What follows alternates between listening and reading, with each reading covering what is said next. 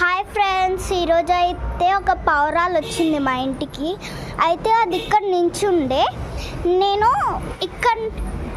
ఇక్కడ నించోని ఇట్లా అని ఒక స్వీట్ బ్రెడ్ ఇసిరేసిండే. అయితే అది ఎగిరిపోయింది.